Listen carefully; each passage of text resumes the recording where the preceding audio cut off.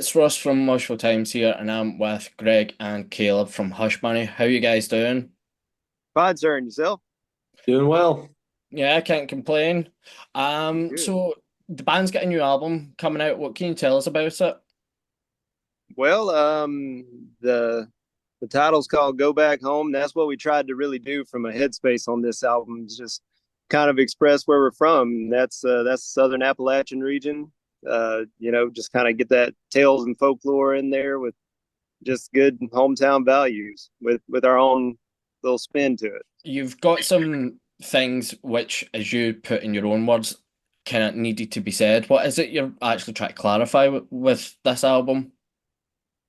Well, up until this point, I would say that we're currently we've been largely rock as far as our discs go up until this point. But what people know if they've ever seen us live is that we're not only the rock element is present within our show. We have a whole different spectrum of country and folk and blues, and we're from the South. That's how it is. Our sound's a gumbo of things. That's us. We're a lot of different flavors. We're not just one note. So that's what this album does. It really expresses that other side to us artistically. And it also allows us to kind of pay homage to our influences the growing up, because like he said, from the South here, we have a melting pot of different flavors and genres of music all the way through. So you'll hear that throughout this. I mean, there are elements of, like Caleb said, Southern rock and country and outlaw country. You'll hear influences of blues and some R&B stuff. I mean, it really does have a full. It has a full expression of the region in which we've grown up in musically. So it's something that we're really proud of to be able to relay that out to our listener base to say, hey, we've got multiple dimensions to us because this is where we come from, and it's our way of saying that. I guess thank you to all the folks who paved the way before us. Absolutely. Now, the album isn't going to be available on streaming services. What led you to focus only on physical formats? Well, So, yeah, you go ahead, Greg. all right. So, from I do not mean this in any disrespect to any of the streaming services, because we were very, very thankful that they have opened a platform for artists like us to be able um, to showcase our music and spread it out a little further along than what we would have otherwise.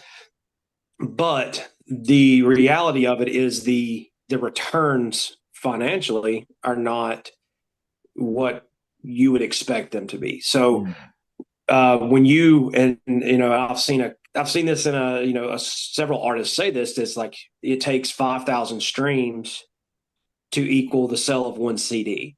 You know what I Mhm. mean? So when people buy merchandising from us, whether it's T-shirts or CDs or hats or vinyl records or stickers, koozies, whatever, what that does is it keeps us going. It keeps us going on the road. It gives us a financial means to be able to continue writing and recording. So what we're trying to do is encourage folks to return to supporting the band, not just by sharing our music and not just by streaming the music, which we thoroughly appreciate, but also by buying the CD and or vinyl record or shirt or what have you, and saying, "Hey, I believe in you guys. This is what we want to share. So we're gonna help you guys go along as far as so you have the ability to go and record new music because we enjoy and support your product." So it was kind of a decision to do a hybrid release where we released physical copies from our store on our website, um, and progressively release singles leading up until the full album is distributed digitally in the future. So, not to say it won't ever happen, but right now it helps us it keeps us going financially to be able to continue to create music. So that was the decision to kind of do the hybrid release that we're doing right at this point. Anything there to add to that, Caleb?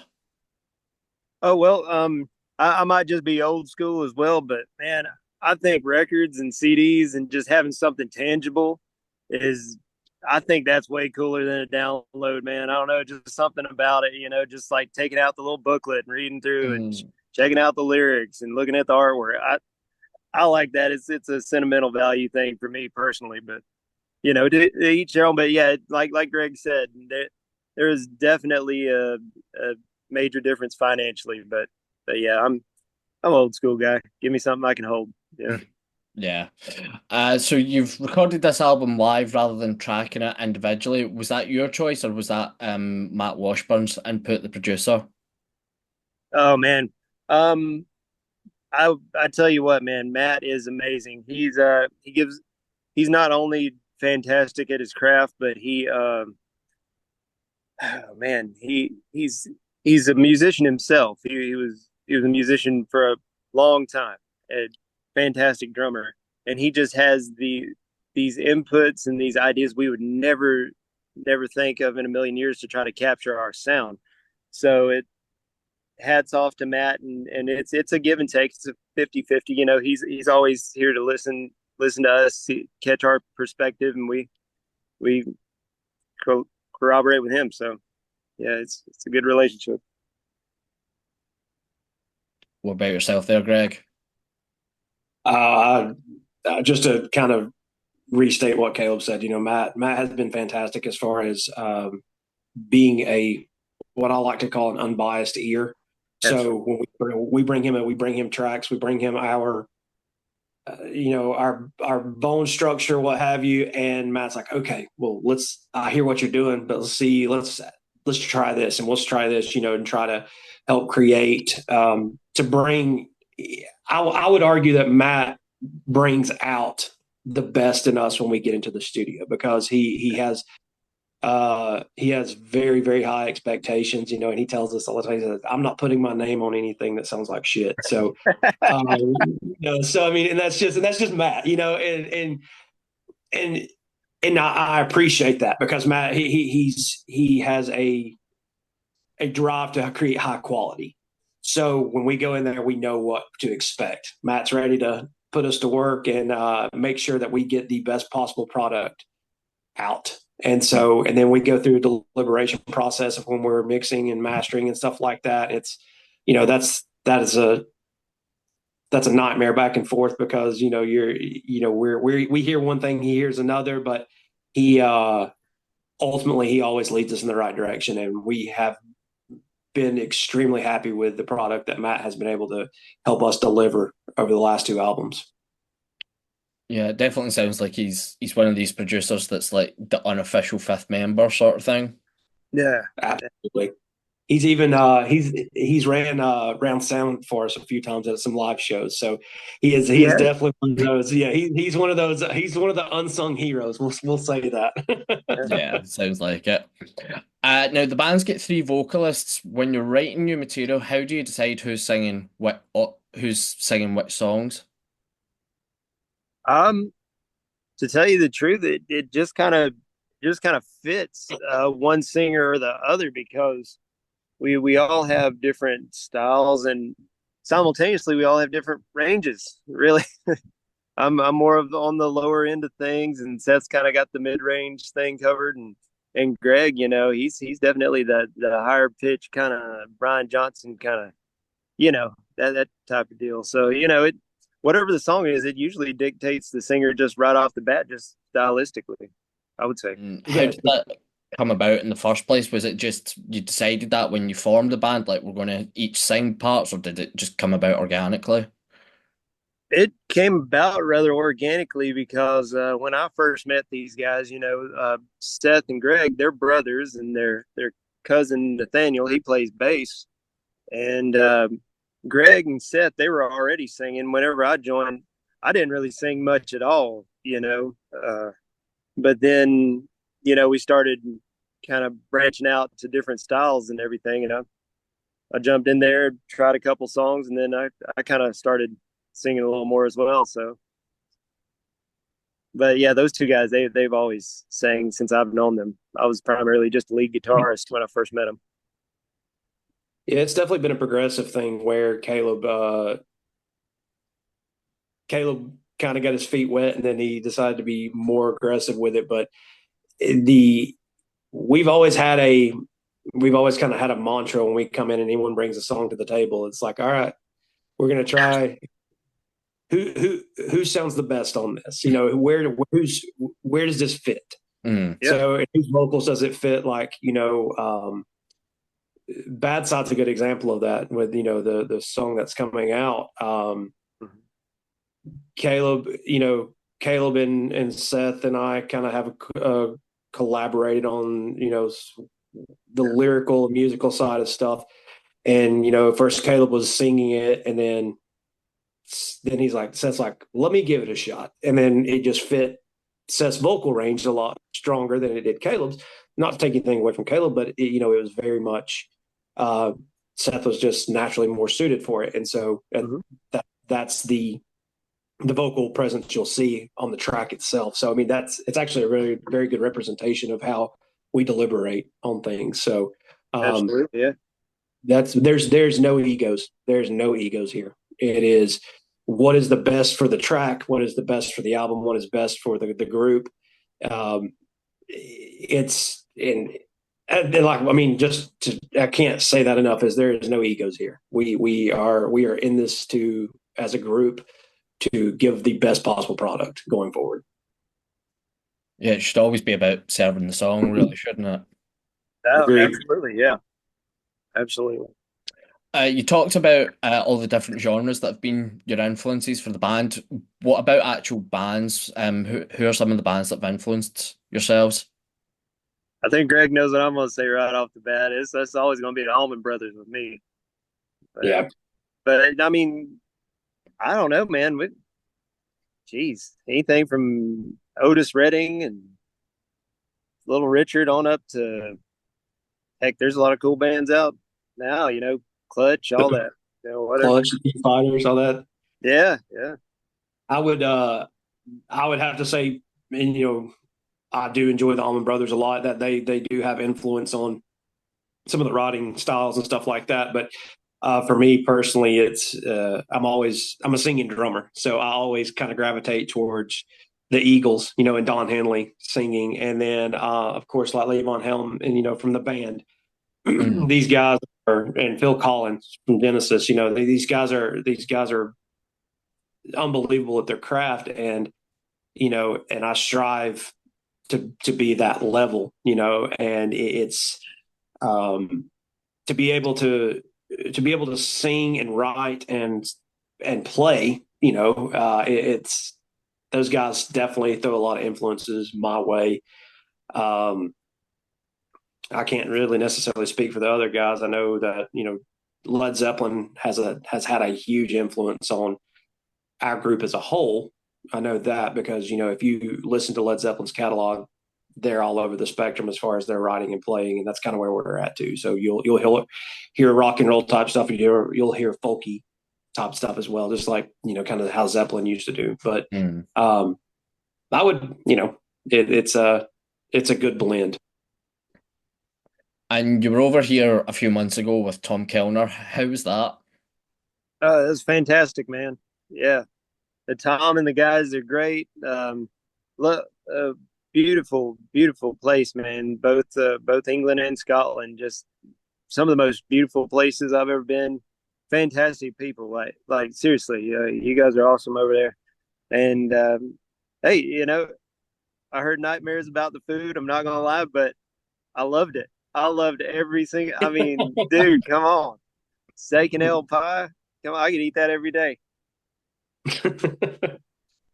Yeah, those guys were great. We had so much fun running with those guys. I still talk to most of them at least once a week, and it actually led us to Wes, O'Neill, So now we're actually kind of in partnership with him, and we've got an extended band family now with Tom and his group, and so it was something that we'll never forget. Like Caleb said, the landscape was amazing in every aspect, whether you're talking about the physical landscaping of the country itself or the landscape of the venues that we played. The Mm. people were amazing. There was I couldn't say it enough. So it was absolutely one of the best times that we've ever had as far as a run. It was unbelievable.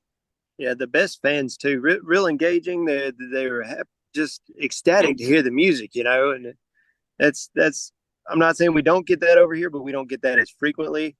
Just that level of enthusiasm. I think American fans have a lot to learn from the UK fans in that regard. You guys are stellar. Agreed. Yeah, because I caught you guys at the Gifford Arms over in Wolverhampton, and I think that was like a matinee show. Like it was Yeah. a really sunny day as well. Like, what's it like to play a matinee show that's not actually a festival? It was a little different. I'm not gonna like I that was a new one to add to the books for us. We don't really do that, but it was Yeah. cool. I mean, people were there, and I I had a great time. Mm. People were I there. think They we were all, digging it. It was great.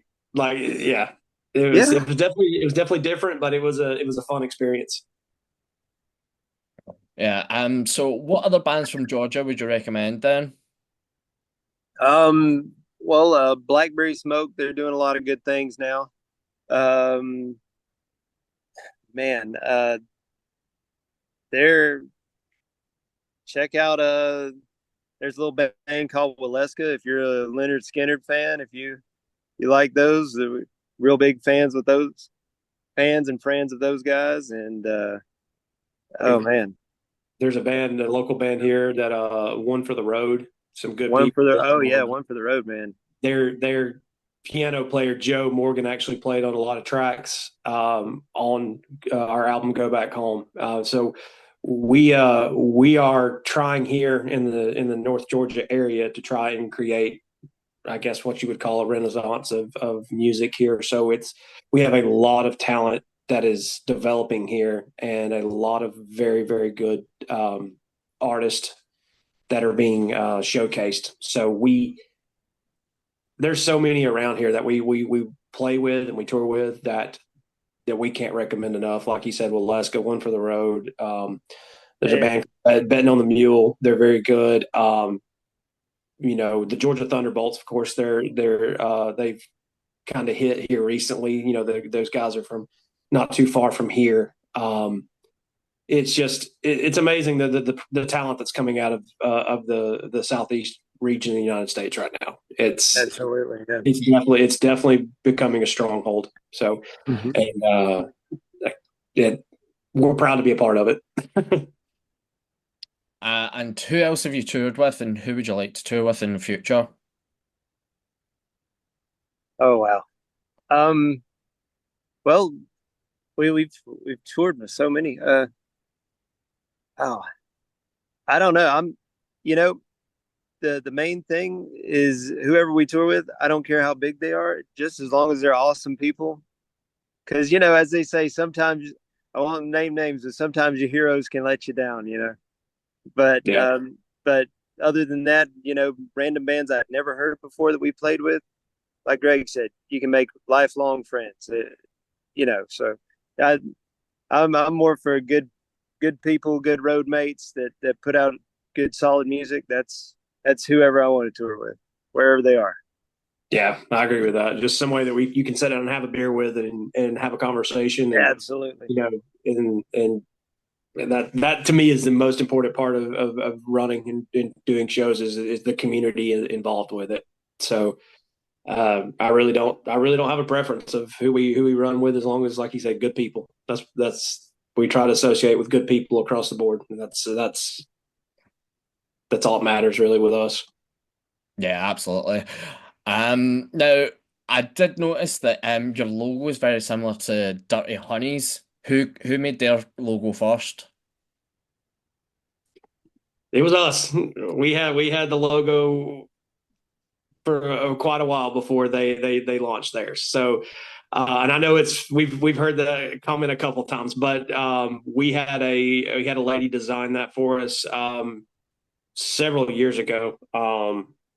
Down from Privet Design is the name. Our name's Kim Godfrey. She designed the logo after several weeks of deliberation of going back and forth with several different ideas. But she was the uh, creator behind that. But we definitely had it first. Fair enough, fair enough. So last question. What are the plans for 2025 and will we see you back in the UK at any point?